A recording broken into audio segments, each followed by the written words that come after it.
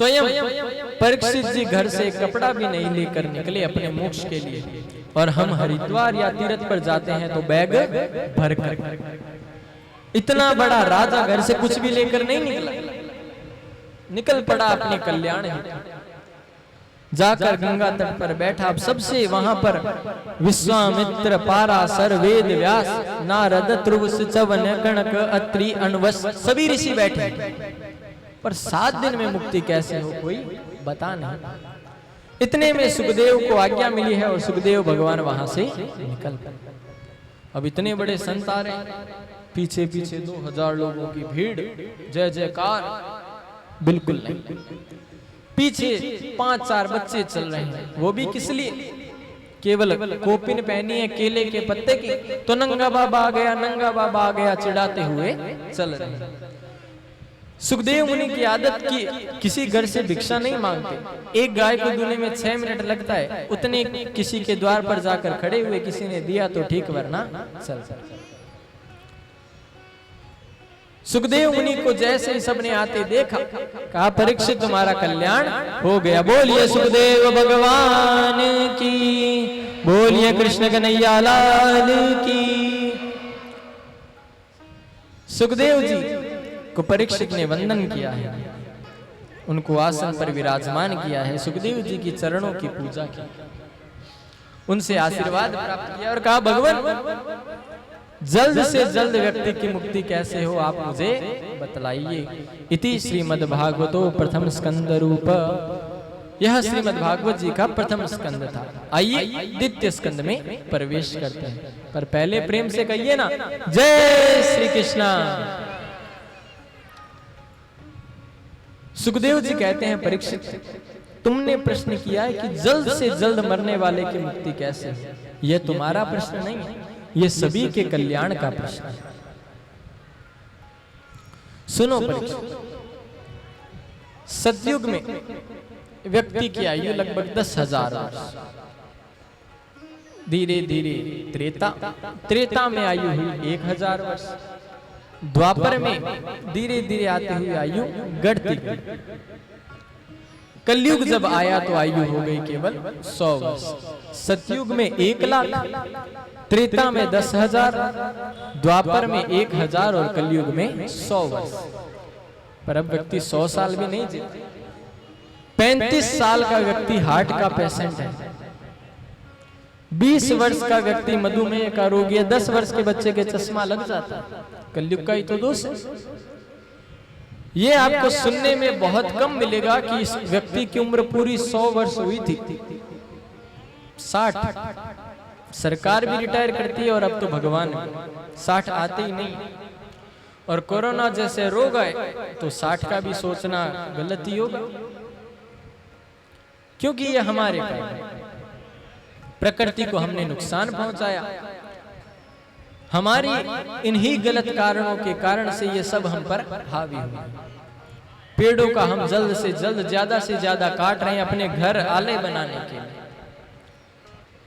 अभी एक स्थान पर 3.5 करोड़ पेड़ कटे, पता है किस लिए? उसके नीचे हीरे की खदान थी, इसलिए 3.5 करोड़ पेड़ काटे। जबकि हमने हीरे की खोज में असली हीरे को खो दिया। जो सच मात्र में हीरे हैं, हीरे कैसे हुए तो हम पहनकर किसी को बता सकते हैं कि भाई हमारे पास हीरा है, उसने देख लिया, आपने बता दिया, हीरे की चर्चा खत्म। पर पर्यावरण इतना बड़ा हीरा है कि जो आप सबको ऑक्सीजन देता है, आप सभी को जीवन जीने के लिए हर समय यह प्रयास करता रहता है कि आपका जीवन और कैसे। पेड़ पौधे हम लगाना नहीं चाहते, उनकी रखवाली कौन करेगा, कैसे अपनाएंगे? जीवन में पेड़ पौधों को स्थान दीजिए, पक्षियों को दाना डालिए। हम तो अपना दुख दर्द बता सकते हैं, वो किसे बताएंगे? करना ज्यादा नहीं, कोई अनाज के ज्यादा पैसे भी नहीं लगते, हम खाते हैं उनसे तो कम ही लगता है। उनके लिए छत पर कम से कम एक पानी का बर्तन तो रखो। इस गर्मी में जहां हमें ये हर एक क्षण पानी चाहिए, उनकी भी सोचो। तो अपने घर पर, घर की छत पर एक बर्तन रोज जल का अवश्य भरें, जब वह खाली हो जाए पक्षियों के लिए। और हो सके उतने पेड़ पौधे जितने हो सके आप अपनी ओर से लगाओ, ताकि अपने सुंदर कार्य में आप भी आगे बढ़ पाए। परीक्षित, प्रभु के मन में इच्छा जागृति हुई कि मैं सृष्टि का संरक्षण को आगे बढ़ा, तो वो नर सृष्टि की संरक्षण के लिए मन में इच्छा हुई। उस विराट के मन में यह इच्छा जागृत हुई, तो उसने विष्णु की उत्पत्ति की।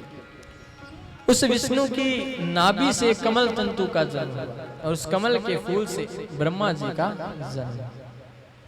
ब्रह्मा को कहा तुम सृष्टि को बनाओ, विष्णु को कहा पालन करो, और शिव को कहा तुम इसका संरक्षण। ब्रह्मा ने जो पहली संतान को जन्म दिया वो उत्पन्न हुए, वह थे सनकादिक मुनि, सनक, सनंदन, सनातन और सनत कुमार।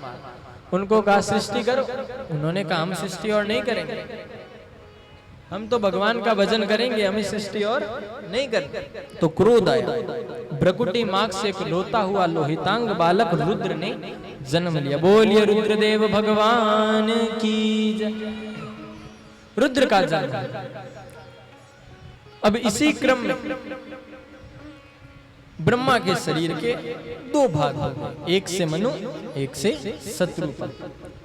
प्रियवर्त उत्तान पादो शत्रु पापते सुत, उनसे प्रियवर्त और उत्तान पाद हुए, और आकुति, देहुति और प्रसूति 3 बेटियां। ब्रह्मा के नेत्रों से अत्रि, मुख से अंगीरा, कानों से पुलह, त्वचा से कृतु, अंगूठे से दक्ष, गोद से उनके नारद का जन्म, छाया से कर्दम का जन्म, अंगूठे के ऊपरी भाग से दक्ष का जन्म, कानों से पुलहस्य का जन्म, और मन से मारीच ऋषि का जन्म। इन सब का ऐसे जन्म।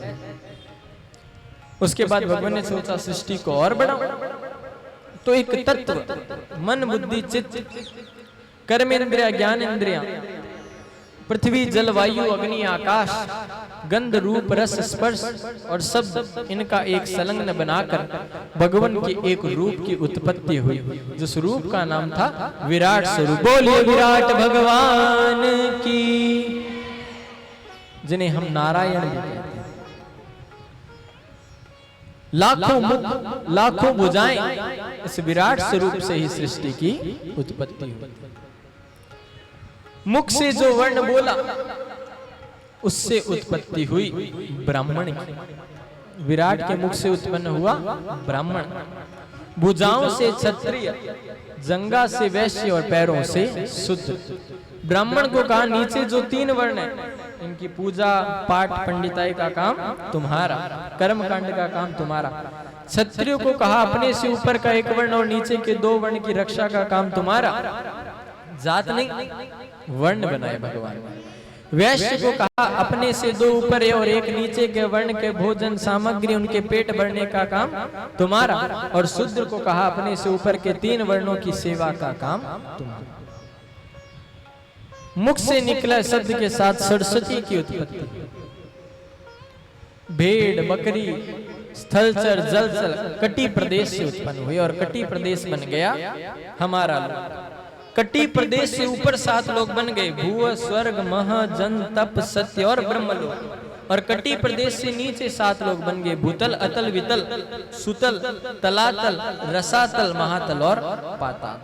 यह कटी प्रदेश मतलब नाभि से नीचे 7 लोग, ऊपर के 7 लोग, बीच की छाती का भाग स्वर्ग लोक, गले का भाग महर लोक, और यह मुख जो है यह तपोलोक बन गया। इन सब की उत्पत्ति हो गई। इसके बाद भगवान ने कहा और संरचना कर, तो भगवान के शारीरिक भाग से अनेक वानर, भगवान के जो रोम छिद्र थे इनसे वृक्ष पेड़ पौधे, भगवान के बालों से बादल, भगवान के कानों से भगवान की भुजाओं से इंद्र इत्यादि देवता, भगवान के कानों से दिशाएं, भगवान की नासिका छिद्र से अश्वनी कुमार, श्रवणेंद्रियों से इन सब की उत्पत्ति। मन बुद्धि चित्त अहंकार अहम भाव इनकी उत्पत्ति हुई। महतत्व भू सर्ग लोक इनकी भी उत्पत्ति हुई। भगवान के तेज स्वरूप से दानव, असुर, गंधर्व, राक्षस, इन सब की उत्पत्ति हुई। ऊपर के भवों से क्रोध की उत्पत्ति हुई, होठ से लोभ की उत्पत्ति हुई, स्तनों से धर्म की उत्पत्ति हुई, पीठ से अधर्म की उत्पत्ति हुई, गुदा द्वारों से अनेकानेक नरकों की उत्पत्ति हुई। इन सब की मेरे भगवान ने उत्पत्ति कर दी। गंधर्व, प्रजापति इत्यादि को अपने नखों से बना दिया। इन सब की उत्पत्ति मेरे भगवान द्वारा अपने विराट स्वरूप के माध्यम से ही की गई। सबकी सृष्टि की भगवान ने बना दी। इन सब की मेरे भगवान ने रचना की और उस विराट स्वरूप से ही सब के सब निकले हैं। उसी से सबकी संरचना है। स्थावज, जलज, अंडज, उद्भिज, सभी प्रकार की सृष्टि उससे भी बनी। जो जल में रहने वाले, जो पेड़ पौधों पर रहने वाले, पेड़ पौधे भी जीव होते हैं। जीव व्यक्ति की क्या पहचान होती है? जीवत की, वो श्वास लेता है, पेड़ पौधे श्वास देते हैं। इन सब से मेरे भगवान द्वारा उत्पत्ति की गई। परीक्षित, यह तुम्हें मैंने सृष्टि संरचना परीक्षित सुनाई है संक्षेप। यह परीक्षित भगवान द्वारा संरचनाएं की गई। इसके पश्चात भगवान द्वारा मुहूर्त, नक्षत्र, इन सब की संरचनाएं की गई। परीक्षित, भगवान जल्दी किसको मिलते हैं? परीक्षित ने कहा भगवान उसको मिलते होंगे जो दिन में 5 बार नहाकर पूजा करे। कहा कृष्ण जिन कोल भीलों से मिले वो तो 4-4 महीने नहाते ही नहीं थे। तो कहा उम्र देखते होंगे। तो कहा ध्रुव की उम्र क्या थी? कहा भगवान आपकी शिक्षा देखते होंगे, आप कितने पढ़े लिखे हैं। तो कहा गज हाथी को मिले, हाथी कौन सा पढ़ा लिखा? तो कहा भगवान आपकी जात जरूर देखते हैं कि आप किस जात हैं। तो कहा जाति विदुरस्य, विदुर दासी का बेटा था। परीक्षित ने कहा भगवान ये मुझे प्रसंग थोड़ा विस्तार से सुनाइए। इति भागवत, यह भागवत का हम सभी ने द्वितीय स्कंद को सुना है। इति भागवत द्वितीय स्कंद पूर्णः। आइए भागवत जी के तृतीय स्कंद में हम प्रवेश करते हैं। बोलिए कृष्ण कन्हैया लाल की, बोलिए सुखदेव महाराज की। सुखदेव कहते हैं परीक्षित, जिस समय पांडवों को लाक्षागृह में जलाने का प्रयास जारी था, विदुर जी ने आकर धृतराष्ट्र से कहा कि आप अपने पुत्र के मोह में अंधे हो गए। बाहर की तो आंखें गई हुई है ही, अंदर की ओर पुत्र के मोह में चली। अगर एक नगर को नष्ट करने से, एक नगर को नष्ट करने से पूरा देश सुरक्षित होता हो तो उस नगर को नष्ट कर देना चाहिए। एक गांव को नष्ट करने से पूरा प्रांत सुरक्षित होता हो तो उस गांव को नष्ट कर देना चाहिए। एक मोहल्ले में एक परिवार को नष्ट करने से अगर पूरा महानगर सुरक्षित होता हो तो उस परिवार को नष्ट कर देना चाहिए। और घर के एक सदस्य को त्यागने से अगर पूरा परिवार सुरक्षित होता हो तो उस परिवार के सदस्य को त्याग देना चाहिए। और आपके घर में वो सदस्य बनकर पैदा हुआ है यह दुष्ट दुर्योधन। ये क्या क्या कर्म कर रहा है आपको पता नहीं चल रहा। इतने में पीछे से दुर्योधन आ गया। हमारी आदत है, हम अपनी निंदा तो सामने से सुन ही नहीं सकते और कहे भले ही दे मेरी निंदा मेरे सामने करो, पर कोई सुना दे तो ऊपर से लेके नीचे तक जल जाता। तो इसी कारण निंदा दुर्योधन को पसंद आई। ने कहा क्यों दासी पुत्र, हमारी थाली में खाकर हमारी थाली में छेद कर रहे, निकल जाओ, कोई राजपाट का कार्य नहीं करता। और विदुर को वहां से निकाल दिया। विदुर जी अपने दूर जाकर एक पर्णकुटी बनाकर कदली केले के वन में रहने लगे अपनी पत्नी सुलभा के साथ। आज हस्तिनापुर सुंदर सज रहा था। तोरण द्वार लगाए गए हैं, चंदुआ लगाए गए हैं जिन्हें हम फरिया कहते हैं, पुष्प सजाए गए हैं, जल की व्यवस्था, पूर्ण शहर सजा है। विदुरानी ने कहा भगवान आज ये शहर क्यों सज रहा है? कहा शहर इसलिए सज रहा है क्योंकि आज हमारा लाला आने वाला है, आज हमारा कृष्ण आने वाला है। कहा अच्छा कहा? तो कहा हम तो कृष्ण को कैसे देखेंगे, हमें तो अब राजपाट से भी निकाल दिया, अब हमारे कृष्ण का दर्शन नहीं कर पाएंगे। तो कहा तो क्या करें? तो कहा हम भगवान को नहीं देख पाएंगे, भगवान हमें देख लेंगे तो भी बहुत है, कोई बात नहीं। कहा क्यों? कहा बस भगवान हम पर अपनी नजर लगा ले, उतनी ही कृपा हो। कहा ठीक है। पीछे ही पीछे भीड़ में दीवार से सिर लगाए विदुर विदुरानी खड़े आराम से। कृष्ण आए, कृष्ण ने लगे हजारों तोरण द्वार नहीं देखे, कृष्ण ने फहराए लहराती हुई नहीं देखी, कृष्ण ने सुंदर सजावट नहीं देखी, कृष्ण ने देखा तो मेरे विदुर का, मेरा भक्त नहीं देखा। देखते देखते पीछे नजर मिल गई कि मेरा विदुर वो बैठा, और आंखों से मानो इशारा कर दिया कि घर आ रहा हूं, चलो। दौड़ते दौड़ते विदुर जी ने कहा देवी घर जाओ, इसने इशारा कर दिया, ये चंचल है, आ भी जाएगा। विदुरानी बेचारी घर गई, गोबर का चौका और लगाया, कहा मैं देख कर आता हूँ कि पांडवों के पक्ष में क्या कृष्ण अपना विचार रखते हैं। विदुर जी पीछे ही पीछे जाकर बैठ गए। कृष्ण ने कहा दुर्योधन पांडव तुम्हारे भाई है? कहा बिल्कुल। कहा सगे ताऊ के? कहा एकदम। तो कहा फिर इनका अधिकार भी होता है जमीन पर? कहा बिल्कुल नहीं। कहा ये क्या बात है, जब सगे हैं तो फिर अधिकार तो बराबर होना चाहिए। कहा कृष्ण सुचे ग्रे नेव दास्यामि बिना युद्धेन केशव, के कृष्ण मैं इनको सुई जितनी जमीन भी बिना युद्ध के नहीं दूंगा। कृष्ण ने कहा तुमने युद्ध की चर्चाएं दादी नानी से कथा में ही सुनी होगी, कितनी औरतें विधवा होती है, कितने बच्चे अनाथ होते हैं, कितने माता पिता बिना बच्चों के हो जाते हैं। धृतराष्ट्र ने हाथ दबाया, कहा रे लाला तुम्हें तो पता है मैं बचपन से उदंडी हूं तो ज्यादा बोल गया, चलो भोजन करते हैं। माता गांधारी ने 56 भोग बनाया है।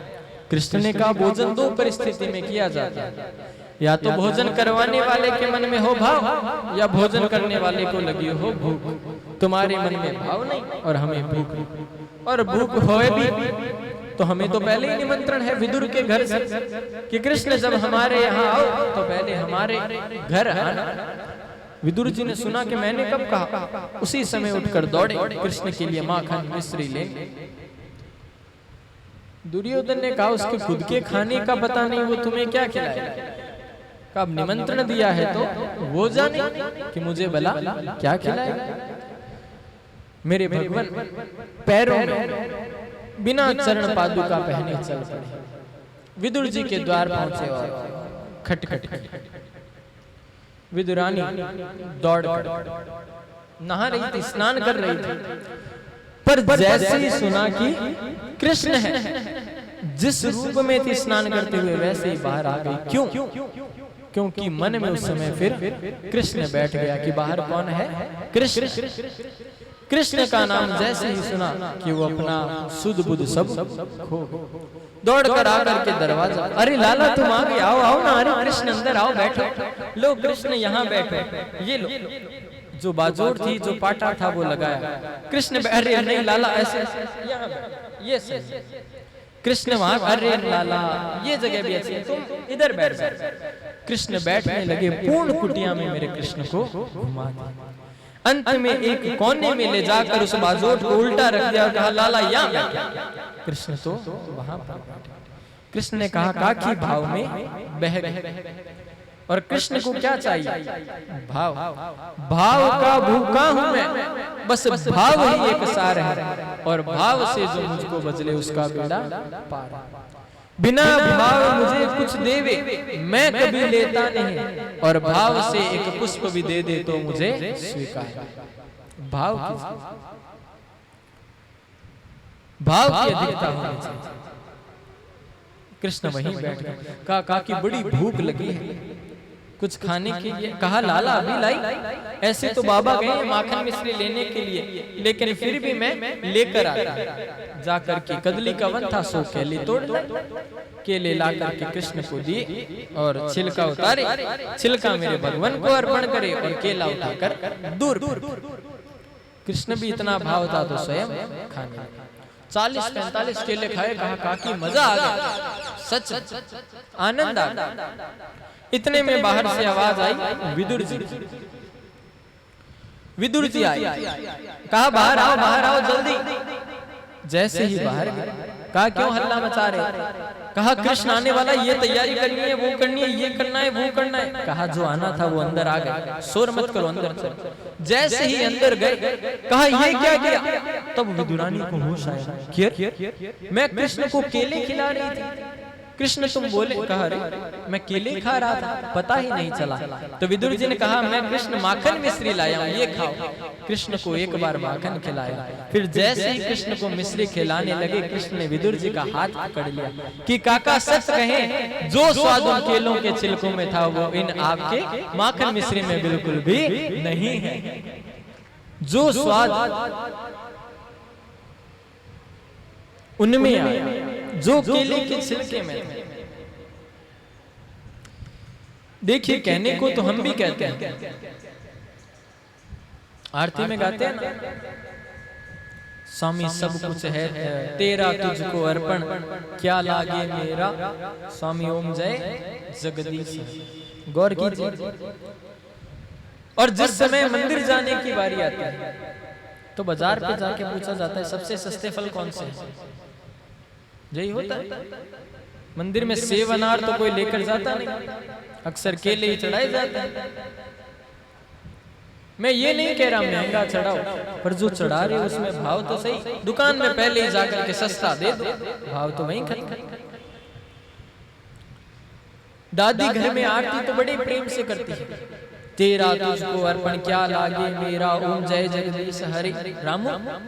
मम्मी आ गई बाहर से, मतलब एक तरफ तो आरती चल रही है भगवान की आगे, उस बीच में रामू को डांटा, तुम कृपा के सागर।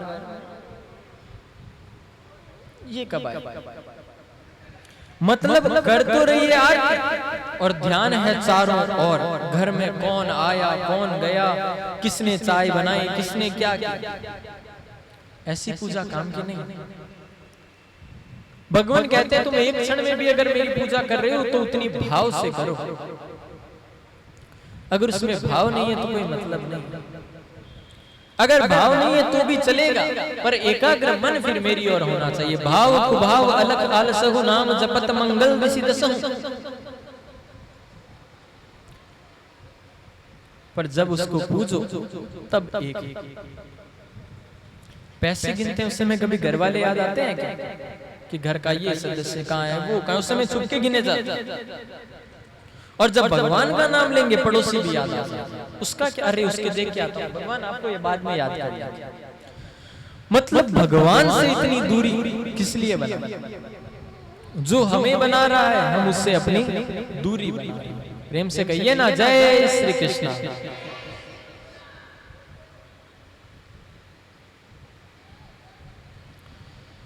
तो इसलिए श्री सूत जी महाराज बताते हैं शौनकादिक मुनियों को, और सुखदेव जी महाराज बतलाते हैं परीक्षित कि परीक्षित ऐसे अगर लोगों की व्यक्ति की दशा रही तो काम खराब। इसलिए कृष्ण से जब पूछा गया कि कान्हा आपको प्रसाद कहाँ अच्छा लगा, तो कहा या तो जब मैंने सबरी के झूठे बैर खाए या विदुर के घर के लोगों के। कृष्ण ने उद्धव से कहा विदुर जी तुम्हें मिले तो उनसे कहना जरूर कि हम उन्हें याद करते हैं। कहा जरूर। आज सरस्वती नदी के तट पर विदुर का मिलन हुआ है उद्धव से। कहा आपको भगवान याद करते हैं। कितना बड़ा सौभाग्य कि भगवान किसी को याद करे। उद्धव और विदुर ने आपस में बड़ी चर्चाएं हुई है कृष्ण लीला की। कहा और जानना है तो हरिद्वार में एक संत है मैत्रेय मुनि, उनके पास। मैत्रेय मुनि ब्राह्मण विदुर दासी पुत्र, पर जाति पाति पूछी नहीं कोई, और हरि को भजे सो हरि को। आपस में एक दूसरे को गले लगाया और आपस में चर्चा। विदुर जी ने कहा ये भगवान अलग अलग अवतार क्यों लेते हैं, सब किसी को दुख किसी को सुख क्यों? ये भगवान ने हिरण्यकश्यप को, हिरण्याक्ष को, इनका वध किया, इनके कारण क्या था? 12 अवतार क्यों लिए हमें बतलाइए। मैत्रेय मुनि कहते हैं सुख दुख सोचने मात्र भ्रमित मानने की तुम्हारी इच्छा है। पहले दिन आपको बताया था कि आप एसी में जिसे सुख मानते हुए किसान गर्मी में पेड़ के नीचे सोकर उस सुख की प्राप्ति करता है। सुख कल्पना, आपने मान लिया वो चीज लगेगी, ये कहने की बात नहीं है, जीवन में कभी अपना कर भी देख। जिस समय लाइट नहीं थी उस समय हम पंखी से हवा खाते थे, अच्छा लगता था। अब इन्वर्टर आ गया तो हम पंखा कूलर ये सब चला लेते हैं, तो क्या उस समय सुख नहीं मिलता था पंखी की हवा खाने में? उस समय और ज्यादा अच्छा सुख मिलता था। विदुर, ये सब कल्पनाओं के नाम, तुमने जो कल्पनाएं कर ली उसी के अनुसार तुम्हारा जीवन ढलता है। एक बार की बात, दीति, कश्यप मुनि की 13 पत्नियां जिनमें बड़ी से बड़ी है दीति। दीति ने आज अपने पति से कहा कि मुझे पुत्र चाहिए। तो पति ने कहा, देवी यह सायंकाल का समय, शाम का समय, इस समय शिव के गण, इस समय पुत्र की कामना करना अच्छी बात नहीं। कहा मुझे तो चाहिए, हट कर लिया। तो कहा जाओ तुम्हें 2 पुत्र होंगे पर दोनों के दोनों राक्षस। कहा मुझे पुत्र चाहिए थे, राक्षस नहीं। कहा जबान निकल गई, पर जो तुम्हारे पुत्र होंगे उनकी बेटी यानी तुम्हारे जो पुत्र होंगे वो यशस्वी, लंपट और ज्ञानी होगा, और तुम्हारे पुत्र को तारने वाला वही होगा। काट 100 वर्ष तक गर्भ में पुत्र रहे और 100 वर्ष बाद जन्म हुआ, पहला हिरण्याक्ष और दूसरा हिरण्यकश्यप। जहां भेद बुद्धि होती है, जहां भेदभाव किया जाता है वहां दैत्य जन्म लेते हैं, और जहां अभेद बुद्धि होती है वहां पर देवता जन्म लेते हैं। कश्यप की 13 पत्नियों में बड़ी दीति भेदभाव रखती तो उसके हर बार असुर होते, और अदिति अभेद बुद्धि रखती उसके इंद्र इत्यादि सभी वामन सभी देवता हुए। कहा उस समय का विज्ञान इतना आगे बढ़ चुका था कि सभी आकाश में घूमते थे। हिरण्याक्ष आकाश में घूम रहा था, और ये हिरण्याक्ष कोई और नहीं, जो सनकादिक 4 मुनि है वो भगवान से मिलने विष्णु जी के यहाँ गए। तो द्वारपाल जय विजय ने रोक दिया, कहा अंदर नहीं जाना, अंदर से मनाई है। उन्होंने कहा हम भगवान के पुत्र हैं, भला माता पिता से मिलने से रोकते हो, हम तो जाएंगे। कहा नहीं, और उन्होंने अपने जो दोनों अस्त्र थे वो ऐसे लगा। सनत कुमारों ने कहा हमें रोकते हो, जाओ तुम्हें श्राप देते हैं, तुम दोनों असुर बन जाओ। वो बेचारे आए, भगवान बाहर आए, कहा अरे ये तो अपना काम कर रहे थे, इनको किस लिए श्राप दिया?